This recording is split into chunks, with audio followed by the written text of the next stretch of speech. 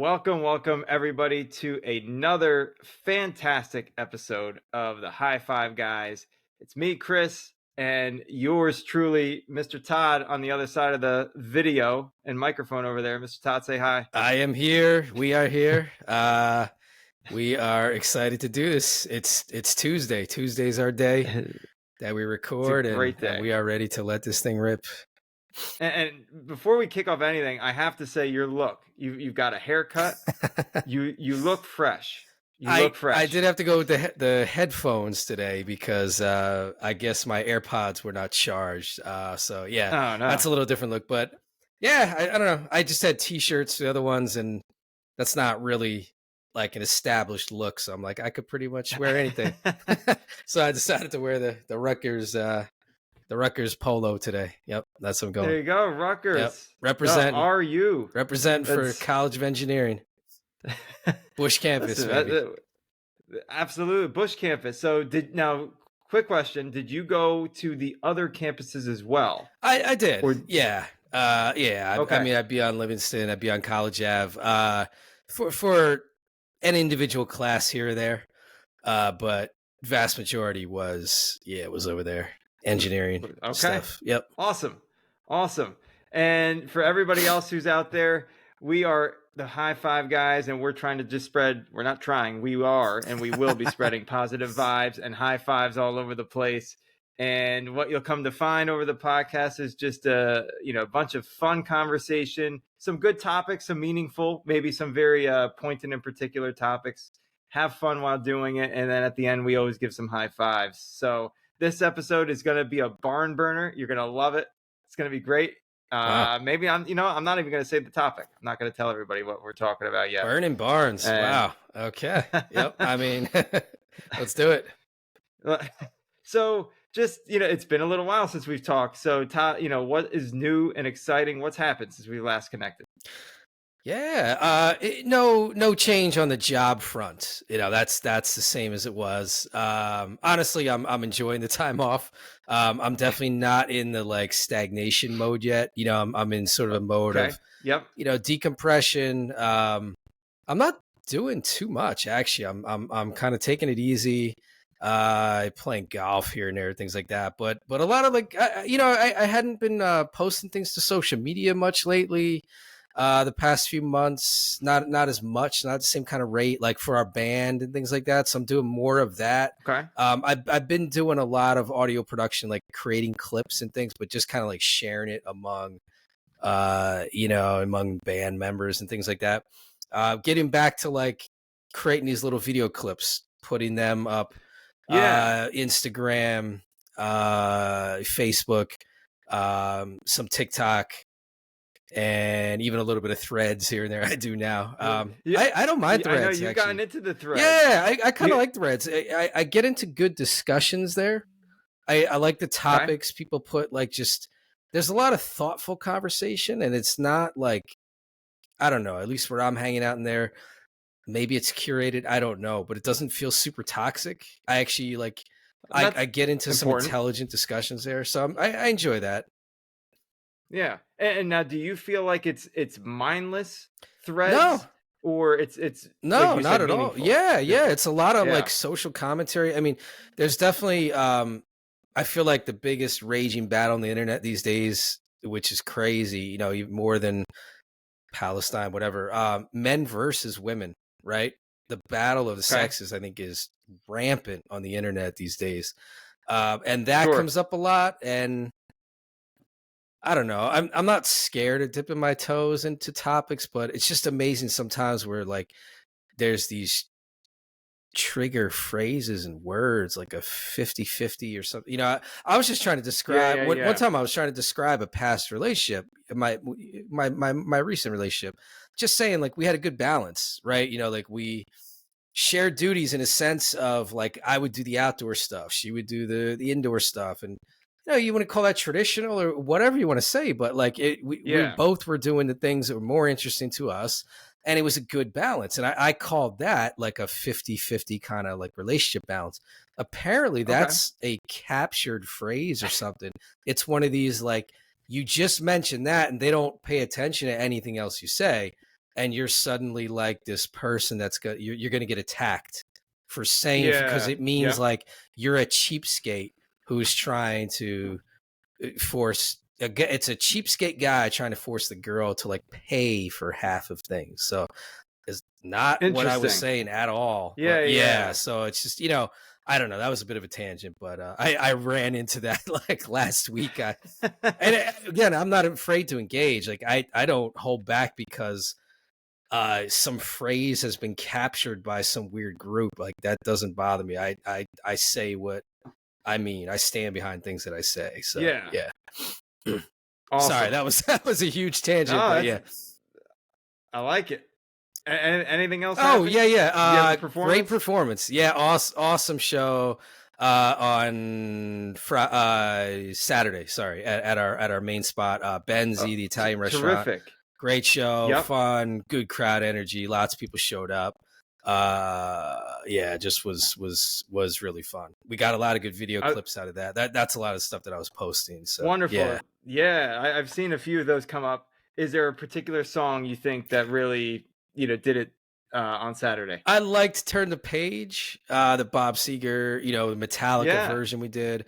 It could use more work. I mean, we hadn't done it much. It's more of like a little sort of my own acoustic version with Matt. He's our lead guitarist guy. He sprinkled in a lot of like fun kind of guitar riff type things, that electric guitar, just kind of that kind of stuff in there was awesome. But we could even do a lot more with it. So I'd love to do a better version of that. And we did Sweet Home Alabama. I thought that was fun. Crowd, people like that. Yeah, and great guest performances. We had some awesome stuff. A couple Oasis songs. And these guys also did a Bruce Springsteen. Did a great job. Oh, Dancing in the Dark, if you know that song. Yeah, did an awesome cover of that. So I do know that. I think I know Robin's version. Yeah. Oh wait, no, that's a different song. Okay, that's Dancing by Myself. On My Own. Dancing on My Own. Yeah. This is the Bruce Springsteen song, but whatever. No, it was a great show though. It was really fun. We had a blast. I mean, we always do. Terrific. It was good. How about yourself? Well, I'll tell you what. Probably the best thing that's happened over the last week or so, getting the IRS payments. So with the taxes again.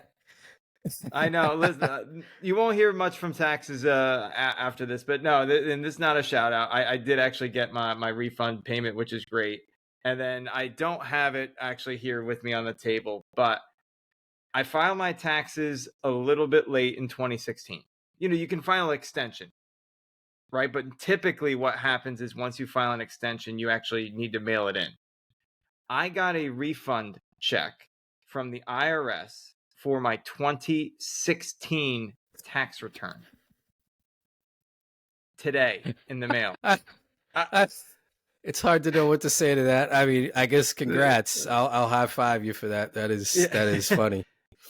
I mean, out of sight, out of mind. But anyway, I got a paper check in the mail from the IRS, and in their little memo field said Brusque 2016. I mean, I think of myself as a major procrastinator, but that's impressive. That scores high even on my scale. I mean, I have mail I haven't opened for 6 months on a regular basis, but that's impressive. I don't know how that happened because I filed that return years ago. So I don't know what happened. It somehow got lost in translation, but I got a check like 2 days after my direct deposit.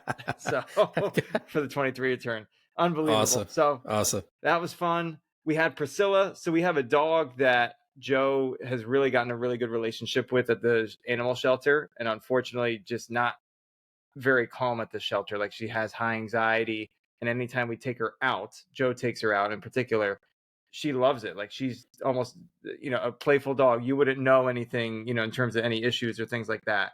So we actually had her and did a little house sitting over the last few days as well. So it was good. I met Priscilla. She's a little skittish, but she's a sweetheart. Yeah, she's even, she enjoys my company a lot more than Duck. Duck is with Joe 24/7. Priscilla at least comes upstairs and says, "Hey, are you still there?" Yeah. So, and then pickleball. We had week 2 where I'm still on the top court, so that's good. I didn't throw any temper tantrums on the court, so excited about that. And able to maintain my high level pickleball standards and quality of play. That's the one really, that's the one that can get you the most, like that can really make you lose it. Like golf is that for me, because I'm just like, in some ways I'm worse than I was like the first time I tried golf, and I've been doing it for 20 something years. Sure. In certain ways I'm actually worse. So it's the one that does that for me. Is that pickleball? Is that same for you? Feeling. Yeah. And then to your point, what happens is if you get, one bad shot, 2 bad shots, it mentally affects you. Oh yeah. Then you're overcorrecting and you're undercorrecting, and there's this big gap between stuff, right? It's not like a normal sport like soccer. Yeah. Oh, I missed that one pass or something. That would upset me, but you get another chance a couple seconds later, usually, or a lot of times, right? Golf is like is big break between, you have the next shot, you have all this time to get inside your mind and just overthink stuff. And that, I think that's the biggest problem I have, is like my brain just doesn't shut off, and it just I overthink things. I mean, I've been working on it. I've broken less pickleball paddles than racquetball rackets. And this year, I still am playing with the same one that I had for the last several months. And that's an achievement. I'm excited.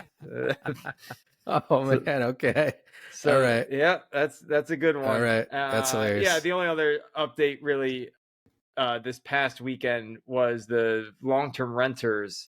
I was going to ask about this at my rental house. So they had a termination day, essentially just part ways, right? Things were just not as great as they were before. And I think I certainly took videos while walking in, for the first time. I had security there that was in our communities just to be there. The renters were not there, but the property and the house itself has got some work to do. So it's a noticeable step down from how you. So what? 3 years? Yeah. Is that how long again? Almost 4. Almost four. Yeah. And I saw like, I don't know, some black mold or something like that, right? Like up high, like on the sea, on the wall. It is actually soot from this ventless from the fireplace that they used. So there's a propane fireplace. It's ventless. So supposedly, if everything works okay, you shouldn't see anything. You shouldn't have this sort of soot on the walls all over the place. That's one piece of it, Todd. I guess if you're doing long-term rentals to anybody, for anybody out there that owns it, I would absolutely have a cleaning service go in there even once a quarter, or you go in there to make sure things are done, because maybe there's certain things that the renters don't communicate with you. And that's absolutely what happened here. So I know I shared a photo or two with you, but I think seeing the video and sharing a few more photos, you'll see something else. The biggest thing actually of concern is the roof. So there is a definite bulge in the roof. A bulge that I don't. Yes. That where? I never even. It's in the back. So it's in a weird spot where it's not necessarily right under the fireplace, but I'm wondering if that was kind of the way where either the heat or soot was somehow trying to leave. That had something to do with. Oh wow. Well, right. That's my assumption. So we'll get some experts over the next week or two. I'm going to get some quotes on just everything that needs to be done, and then figure out next steps with the house. Wow. Okay. Yeah. I mean, at least you did it. At least they're out of there. Like you said, they were decent for a while, but they clearly they were clearly not good renters. I mean, you were seeing like just weird stuff piled up outside and stuff, right? Like it was pretty obvious that they're not. They're just not tidy people outside. Yeah. There were still a number of trash items and things that should have been removed and discarded by them, but they didn't do it. So. Well, that's little high five to you for for making that situation better. So that's a little win. Absolutely. No, I appreciate it. And I know, as a homeowner yourself too, like you at least try and be mindful of things that, may be sprying that need attention. So it's just, there's a few things that they never brought up to me. So, any event, everybody was my family, even my neighbors next door had said, how are you so positive knowing like what's just happened? And I laughed a little bit. I said, well, what are you going to do? It's Saturday at noon, and especially if the renters are not there, what are you going to do? Who are you going to call? Just try and soak it all in, take videos, take photos of everything, and then just reassess. There's no point in getting mad, because then that would ruin the whole trip. I had Joe there, we had Duck, and I got to see my sister, I got to see my dad, which was nice. That made up for part of the trip. But yeah, I like to do the same kind of thing. Yeah, especially when it's, I mean, at the end of the day, something like that is a money kind of thing, right? It's just, it's going to be a money thing. And yeah, I mean, I don't know. I always look at it as like, there's going to be things that come up in life that steal some money from you, right? So it's like, if you're going to get upset about every one of them, you're going to be upset a lot. Yeah. That's right. Hey, and learning for everything. And I some people have said this phrase, and I don't know exactly how it goes, but it's instead of failing forward, it's like a learning experience. So every time, instead of failing, just always try and rephrase it and reframe it in a way where you're learning something. Yeah, take something away from it. Yeah, that's a really good one. I like that. Yep. So no, that was this last week or so since we've last connected. Are you ready for the topic though? I'm ready. Yeah. Let's go. The people want it. People have been really itching. I can feel it. They've been guessing what on earth, could these two guys be talking about this week? And I think something where many of us probably have this, and it's called a bucket list. And it's not just a blue Lowe's bucket where you put pieces of paper and just list in there. I mean, it's possible it could be that way, but in the other sense of the word is things that maybe will happen only once in your life, or twice, that you want to either do, you want to experience, you want to see, you want to achieve, and hopefully you've done some of that. And so we're going to share some bucket list things that both Todd and I have achieved, and then vice versa. Maybe there's some things that we still want to do, while we're here on Earth, and just kind of uncover that as well. So, I mean, with that being said, it's going to be fun. I think really exciting. So, Todd, are you ready to share some bucket list things and activities and ideas? Yeah, I would say so. Yeah. I know a lot of people's are probably travel based, right? So I could start there, right? I'll start with that. I think it's pretty cool to get to a number of different continents. I will say I haven't done that well on that at all, actually. So I've been in North America, I've been in Europe, and I've sort of been in Asia, I guess. Dubai, you would call Asia, right? And sort of barely. I was there for about 4 hours, between flights. I would say Dubai's more Asia than Europe. Yeah. I guess you'd say, or you say Middle East. I guess you say Middle East. Yeah, Middle East. Well, there's not really a continent called Middle East though, but Africa. I've been to Africa, Kenya. That was awesome. So I put that on the list. So we'll give you 4. Yeah, right? 4 out of but the 7. I'll start with that. I'll start with Kenya. That was incredible. That was basically, like, I saw a good amount of the country. Right. I started in Nairobi, which is like pretty far north and east, and then kind of went through the countryside. At just out on a we basically had a driver. I guess I should say, like, my ex was originally from Kenya, so that was my connection to it. And she had family over there and everything who toured around with us, and they had arranged for a driver. So this guy we called Fast Freddy. He was awesome. He was a great driver and hilarious guy.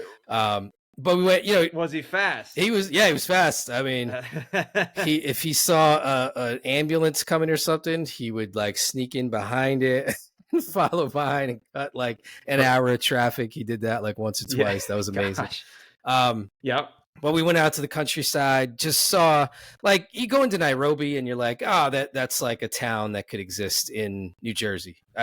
Literally, like it doesn't look so different. I Okay. mean, obviously, okay, Yeah. the demographical makeup is still way different, but if you just look at like the city, it could be pretty similar. But you go into the countryside and it's just, you're just seeing donkeys pulling wagons, people who, these farmers who are harvesting bananas and sweet potatoes and whatever, and like bringing them into the village and selling. And as you drive up, if you just, like, we're just driving through a town, right? You're not even stopping, but Yeah. like all the vendors come running out like right to your window, and you just buying bananas like right out your window. Okay. So there's a Yep. lot of that kind of stuff, and yeah, that was a really fun, different experience. That was just like, there's nothing to compare to. It's not So, like, oh, this was like whatever in the US. It wasn't. It was yeah. completely different. So that was. No, and I know you mentioned earlier about just traveling. So Africa, a lot of people don't get a chance to make it to Africa or have the means to. So that was really awesome. Was there one thing that surprised you when you were there? I guess the first is, I mean, geez, growing up in the US, right? And I'm a little older. I'm like mid 40s. Um, when you're just watching TV back in like the 80s, right? As a young kid, and if you see anything about Africa, I mean, this will sound bad a little bit, but I mean, it was essentially always just like, this is crazy to say, but this is really what was portrayed. It would be like starving children or um, Mm-hmm. lions and giraffes and stuff. So you just think Yeah. that's what the whole thing is, right? You go over there, you realize, first of all, it very much depends where you go. Africa is a gigantic place, right? That's not a country, that's a continent. Yeah. And it's bigger than Absolutely. our continent by a lot, actually. And where you go, are you going by, you going, to Ivory Coast, and you're going by the shore? Are you going into the middle of the Congo, or you go, you going to South Africa? Yeah. It's very, very Yep. different wherever you go. But um I don't know, just like let's just say, if I mean, I wasn't this way, but let's just say I just believed like what I saw as an 8-year-old on TV, and that was my expectation of what it Yeah. was going to be. It was extremely, extremely different than that.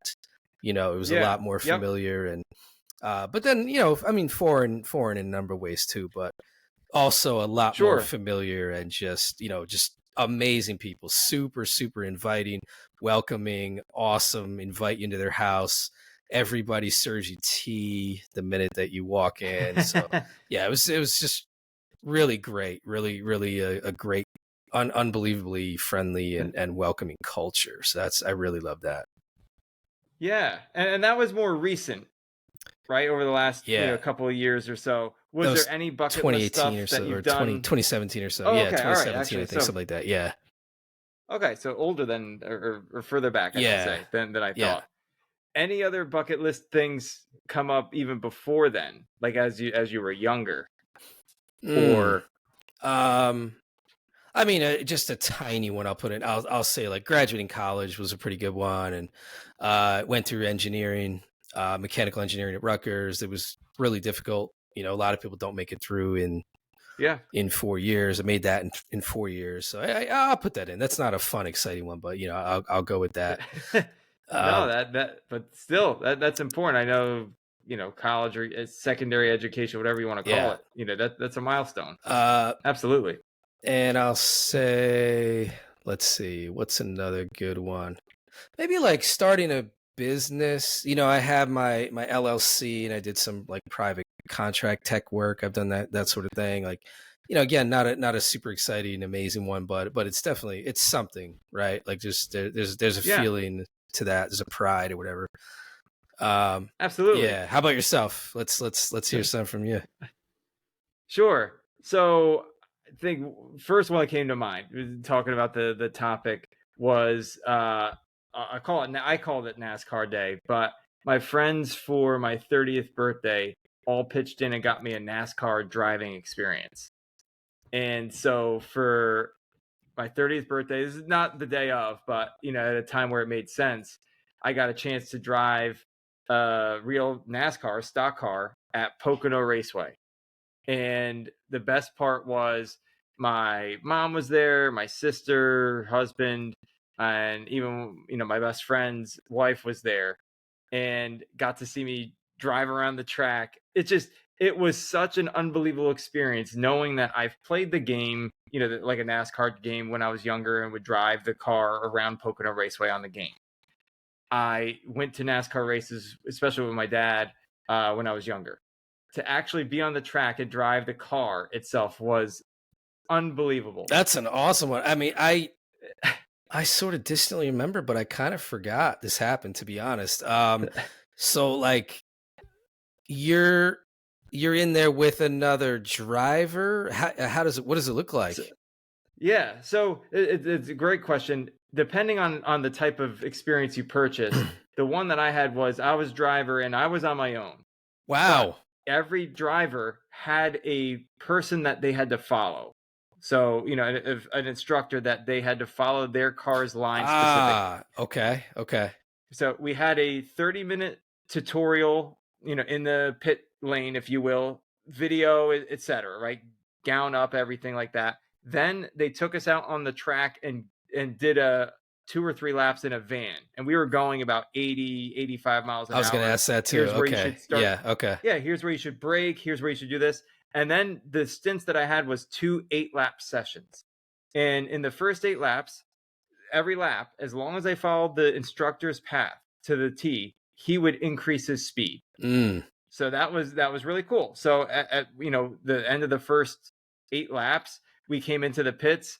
We talked to each other, and honestly, the feedback he gave me was, "You're doing really well." The most nervous I was leaving pit lane, because this was a manual transmission, and I never drove a manual transmission before. Come on. So I practiced with Joe's car. This is the first time you drove manual? It's actually the third. On a NASCAR track. Yeah, on a NASCAR track. I borrowed my friend, my coworker's car. He took me in a parking lot, and we drove a manual transmission for a bit. And then in Joe's car, she had a manual at the time, drove around for 10 minutes, not really going on major roads at all, and kind of circled around. I said, okay, that's it. I feel pretty good. So I didn't stall at all leaving the pits. And then the second 8 laps, the most fulfilling for me was we actually were going very fast compared to some of the other drivers, novice drivers there. So myself and the instructor had a chance. We overtook a couple cars in those second 8 laps. Wow. So and then awesome. You're going, what kind of speed are you going at? What do you think you got up to? Yeah. So they have the tachometer like hit the highest point and it kind of stay there, like a memory, if you will, tack. And so that translates to a certain speed. So at most, the highest speed that we got to was 168. Whoa. Whoa. Okay. I mean, that's serious. So, okay. That was, yeah. And what was challenging, I was by far the shortest person that was driving this car. So they actually had to bring in a couple pillows because my feet couldn't touch the pedals the way the seat was. We tried moving it all the way up. So, I mean, in essence, there's probably a lot of things that could have gone wrong. Like if, you were stupid or silly, but it was unbelievable. Awesome experience. Wow. That is cool. Yeah, no, I think maybe I never got this whole story. I might've heard a little, overheard a little, but that's a great story. That's a really good one. Yeah. Yeah, and I mean, the 2 others that I had on here, I have 3, but one was skydiving. So I did that once. Awesome. Another just like, wow. Yeah. You could say bucket list. My best friends and I, we went to Myrtle Beach, and we drove from New Jersey. The idea was we'd get to Myrtle Beach and at least be there for a few hours, and we decided we were going to jump out of a plane. So Kate was 100% in. I was like 75, and then my best friend Dan was like I guess if they're both doing it, I'll do Mm. it.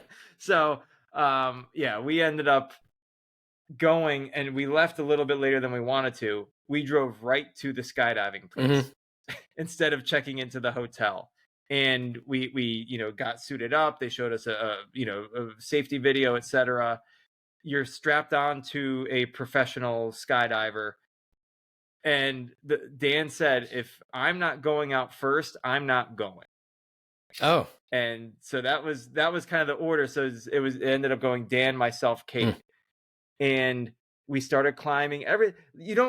I didn't feel nervous at all until they opened the big door, and we got to about 10,000 feet, and we're getting ready. And I think all the skydivers, they had GoPros, etc. But Dan was there, sitting on the edge of the plane, and they did a little 3, 2, 1, and go, and boom, gone. He left the plane and didn't see him again. And in my mind, I said, I don't know if this is the right idea. I don't know if this is good anymore. I did not tell my parents that I was doing this, that this was on the plan. But I ended up, I was next in line. And instead of sitting on the edge of the plane, we were going to do like a 1, 2, and 3 and just jump out of the plane. So that was the feeling. And he's strapped right behind me. And we do that 1, 2, 3 and go. I mean, my eyes immediately started like watering, tearing up just with how fast we were diving. And it was a free fall for a good, I would say 30, 40 seconds. Wow. Pulled the parachute, landed safely. So all three of us landed safely. And I do have a video somewhere of that experience. I have to go find Crazy. that. But yeah, it triggered a good memory. I went hang gliding.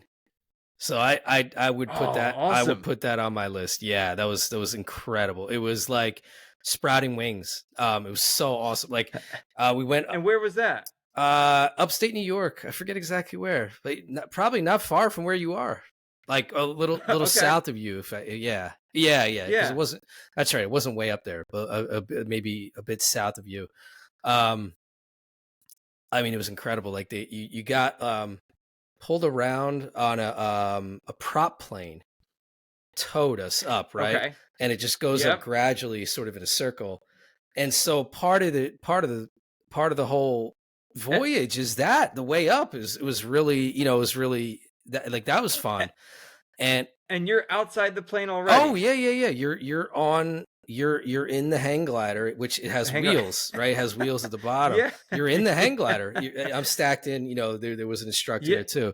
You're stacked in, but you're just hang gliding. You're hang gliding around the plane on the way up. So that's like 10 minutes up or something. And then it was like 10 minutes coming down, or 15 or something. Wow. Or like, okay. Something like that. I mean, it's hard to know exactly, but we were up there for a long time, like coming down, flying around, and it's literally like sprouting wings. You feel like a bird. It's if you ever had a dream of flying and stuff, that's exactly what it feels like. It was really, really cool. Recommend it. I would like to try that. I know a few friends who've done parasailing. Totally different. Way different. To swim. Yeah, that's way different. Yeah. This is no comparison. Yeah.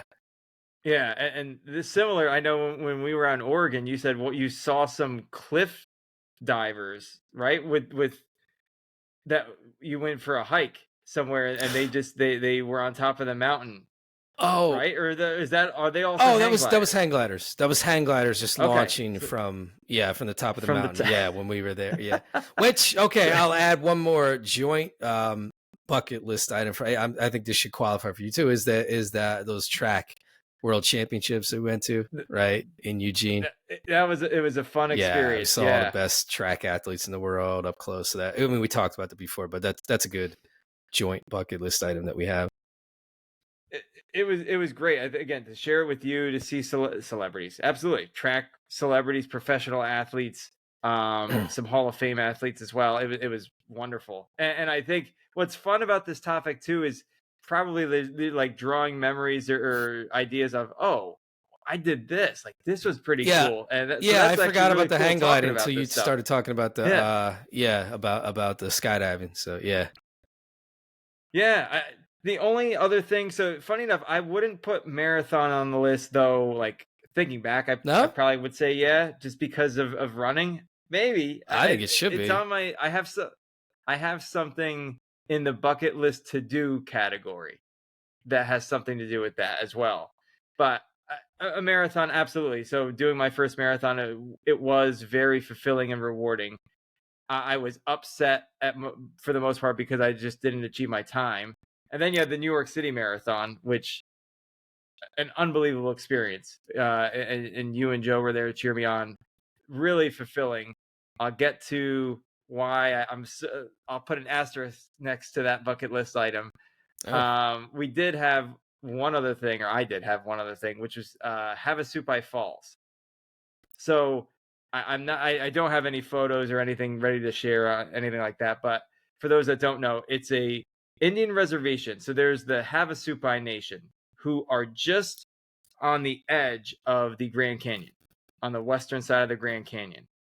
And what I came across, this was probably now 8 years ago, 9 years ago, was an experience. Well, experience. You can hike the 11 miles to get to their actual Indian reservation. And what you saw after you just went past their reservation was this crystal blue, clear water that looked unworldly. It was just, it didn't make any sense how this water was this blue. And Joe and I did this. We were casually dating at the time. And this is part of a whole West Coast experience. She never has gone to the West Coast at all. So we did a whole trip. But I told her, like, I want to do this. Do you want to come with me? She said yes. So we left at 2 a.m. from Las Vegas. It was a 4-hour drive to get there. And it was about a 3.5-hour hike down, almost 4 hours. Todd, the water, unbelievable. The waterfall, I mean, this was probably 100, 200 feet tall. Wow. Just beautiful. I'll have to show you some photos. It was unbelievable. This was on my list of I want to do this someday. And now I know there have been several other people that have done it. I have had a few friends do it as well. Just to be there and camp in the middle of the night when it was 70, close to 70 degrees during the day, and it got to 25 at night. Joe and I weren't ready for that. We didn't have proper gear for that. So as soon as the daybreak came the next morning, I mean, we left. It must have been 7 a.m. or so. We left to hike back up already. But just that experience of taking photos and climbing down ladders and just being underneath this waterfall was spectacular. Great one. Absolutely. Yeah, anybody who wants to go there, look up Havasupai Falls. Cool. In Arizona. Yeah, I didn't know about that. That's great. Okay, so I'll add two just of future, right? Like ones that I want to do, right? First, which has the possibility of being fulfilled this summer, right? Is Olympics. I've never been to an Olympics, and as you like, I love them more than almost anybody I know. I follow it religiously when it's on, and yeah, like it's just I don't know. I just really get into it. Now, I know you like the track and field. I like the track and field too, like all those activities, all those events, etc. Is there something outside of the track that also tons captures your interest? I mean, I fall into all of it. Swimming, swimming's good for like a lot of stories, and the U.S. is very good at it, right? So there's like that's one reason that it's fun. I'll get into like gymnastics. Winter Olympics a different thing, but yeah, we're talking summer here. Yeah, I mean, that's a lot of. I mean, there's all kinds of other obscure things, whatever. But more so, definitely more the the different unique things as opposed to like the USA basketball team or something like this. Some people just watch the Olympics like that, and I'm like, all right. I mean, you can see that. Fine, you can see a better version of that anytime. Yeah. Yes. Yep. How about like the race walking? Right. my friends got into or canoeing, kayak, right? Like sport yes, kayak, yep, and they're going through these crazy rapids. Like sure. it's always fun stuff. So I would love to go to one time, especially after we went to that world championship. That was better than I expected. So I would probably it's a great viewing I would probably experience. try to do track. That's probably what I would go for. Yeah, and I totally I like your idea on the Olympics. I think Paris. it's great to not only experience, I have not done it, but like see what we saw in Oregon and experience the World Championships. But I think to have people that aren't necessarily just your basketball players or professional Yeah. in that sense of just common sports, but you have people that have trained, for some of them their whole lives are doing this one activity really, really well, this one event. And I think seeing them all come together in the Olympics would be just phenomenal. Yeah, definitely. Yep. Yeah. Yeah. And I think the other, I'll go just travel. Like I have to get to Asia. Again, I'm like Japanese ethnicity. Haven't been over that side of the world. So I need to get there. And South America. I mean, it's got America in the name, and I've never been there. So, so it has to be something that you go it's to, sad right? I haven't been there. So yeah. I feel like bucket list to do. One of them is visit all 7 continents. That is on my radar. I want to do it by 50. So, got to get it done. The time's ticking, right? And I think, again, what's really cool is you and I, we've traveled together a few times. I think South America, I have not been to. So I've been to North America, I've been to Europe. We got to do South America. And I've been to Asia. Yeah. And yeah. Yeah, you went over to Asia not long ago. Yeah. I mean, we don't want to go too much of a tangent again, but yeah. No, but I went to Hong Kong, and amazing experience. The food, I love trying anything. So definitely some unique, different types of foods. Really fun. And just culture. I think that's where we vibe a lot together as well. It's just on culture, like getting to experience culture from different areas. So absolutely, 7 continents on my list. Good go. If you and me are going to South America, whoever else wants to come, let's go together. But we got to do South America. Definitely Peru or Argentina or Brazil or something like that. Yeah. We'll figure it out. And maybe it's a combo, because I've heard people have done, they go to Argentina, then they go to Antarctica. Cross the two off. Wow. Okay. Wow. Yeah. So, okay, that's the 7th one. That's the most difficult continent, maybe, but that's on my list of things to do. I would love to, as far as the marathon, I want to do all the 6 world majors now. That's incredible. So now that's ingrained in terms of I want to do. There's New York City, which I've done, but now there's Tokyo, there's Berlin, there's London, there's Boston, and there's Chicago. So, isn't that crazy? There's not one in Africa. That's crazy. I mean, all the best marathoners are from Africa. Right? Yeah, they're all from there. And that would actually, that's a very good point. Like in terms of doing it there, I'm sure you could find a place that maybe is not extreme in terms of weather that you could host. Right. Oh, right. Yeah, it has to be like somewhat cool, actually, right? So, yeah. Yeah. Whatever regional, I don't know. Maybe South Africa, you could do something there.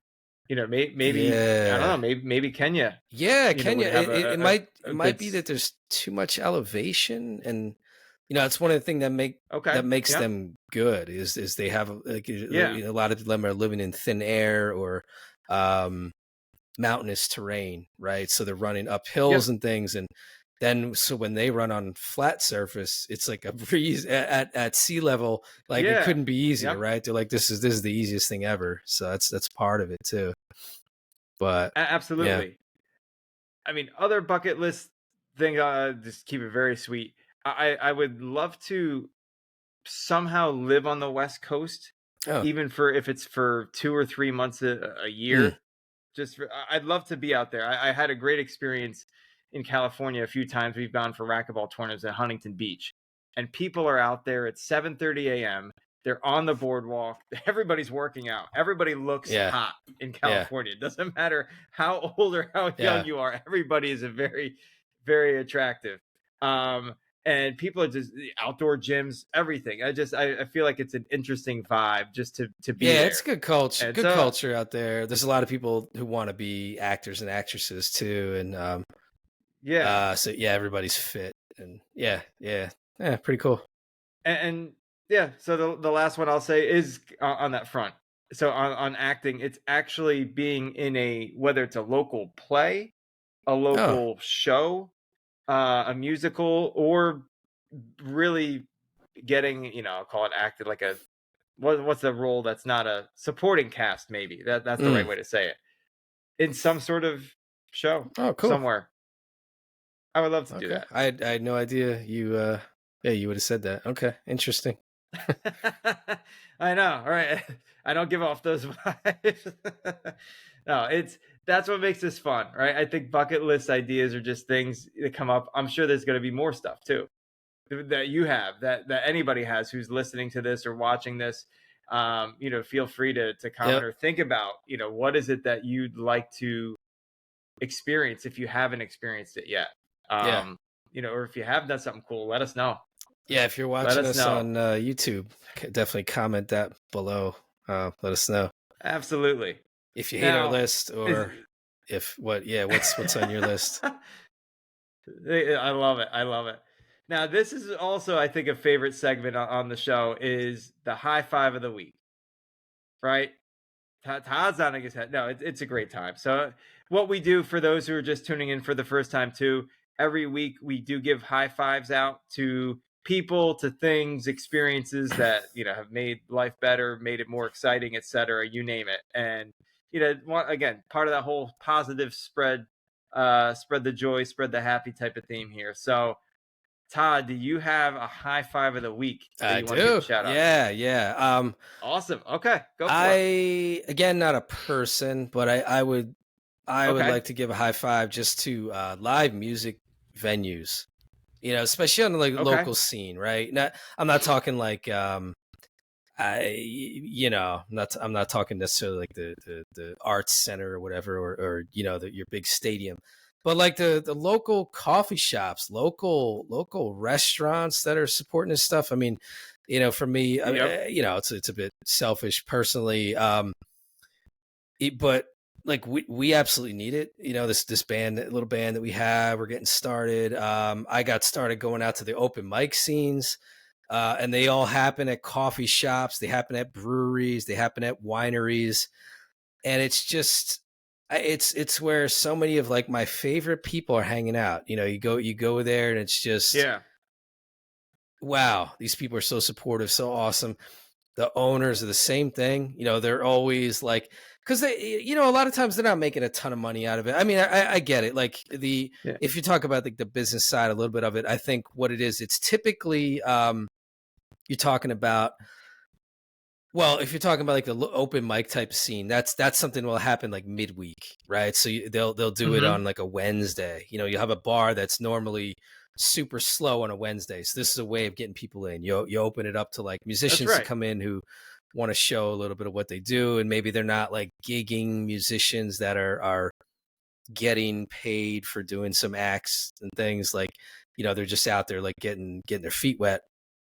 And so it works on both sides. So it's like one of these things where like everybody's sort of benefiting from it, but it's not like some big money maker thing for them, right? Like they have to make that commitment to like the venue owners. Like they have to make this commitment, and like they're supporting something. They're supporting these arts, and I think it really does matter. It makes a difference. You just sterilize things more and more, and it's you can just take away the soul of a place, right? Like, sure. So I just think it's awesome. I just think that whole culture is really, really awesome. And I got a show this Friday. The Caribbean place, roasted breadfruit. There it is. We're gonna be eating breadfruit. We're gonna be eating ribs and brisket and oxtail, and we are going to be playing all kinds of tunes, anything from Bob Marley to Celine Dion. So, yep. Let's go. That's awesome. A great shout out. I think to your point about supporting, local places that do the open mic nights or whatever the case you may have. Not only is the idea that hopefully you bring in some people, right, so they can sell more food, sell more drinks, etc. But it's giving you as an artist a space, a venue where you can showcase not only your talents, but heck, maybe it is really like almost karaoke-esque in certain demeanors. It's slam poetry, whatever. It's at least giving a spot where you can feel comfortable and welcome to do something that means something to you. In that space. And like it's so supportive. I mean, this one time we train wrecked and just locked up, right? It was, we just couldn't remember lyrics and stuff. And I never heard a louder round of applause. Like they were going nuts, like, you can do it, all this stuff. Like people were just screaming, like really, really supporting you. Like that was awesome. That was at the Boot and Coffee Shop right in town. Yeah. So that was really cool. But that's just a little, like, that's a little example, like what it's like, that's what that community is like. So yeah, and experiencing it now over the last few months, also with you, primarily, and the Broken Builds. Like it is an all welcoming community. It's embracing the owners, especially the restaurants. When they're into it, when they're as excited that you just even show up, right? And they have new artists or new performers, coming up as well.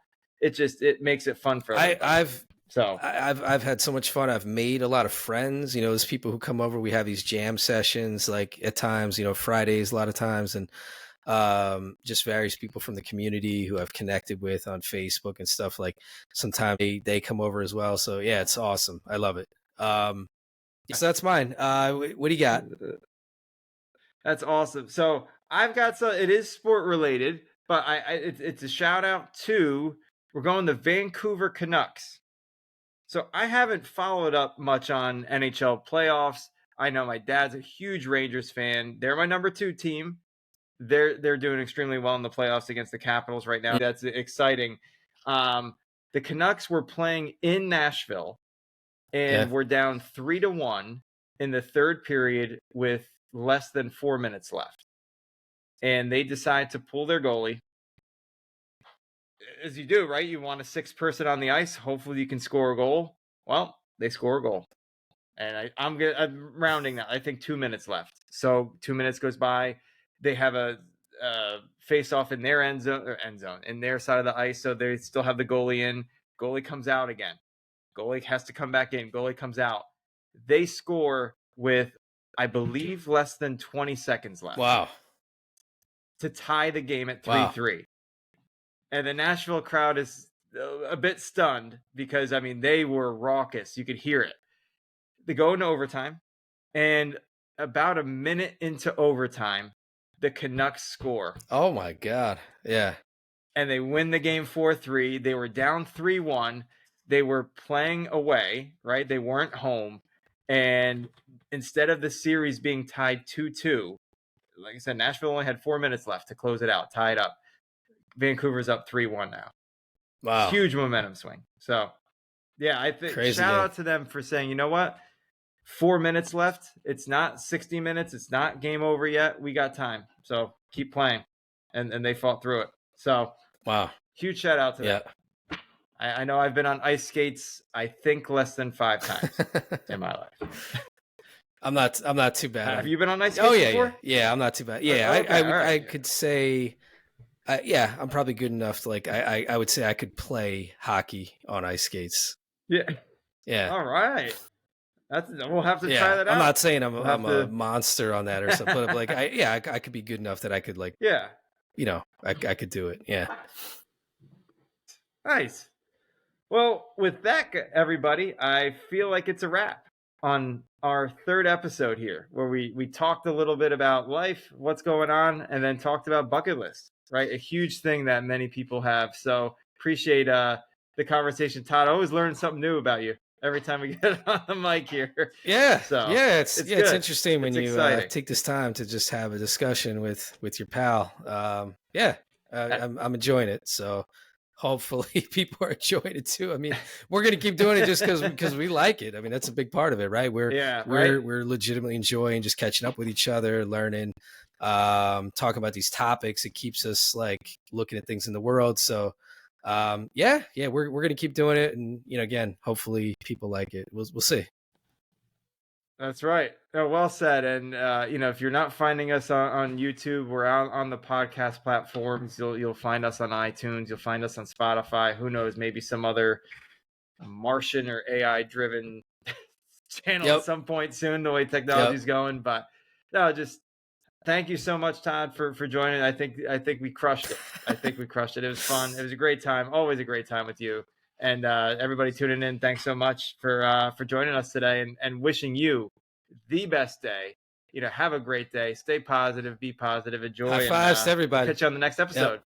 There you go. Boom. High five. Okay. All right. All right. Thanks a lot, everybody. Take care. Bye-bye.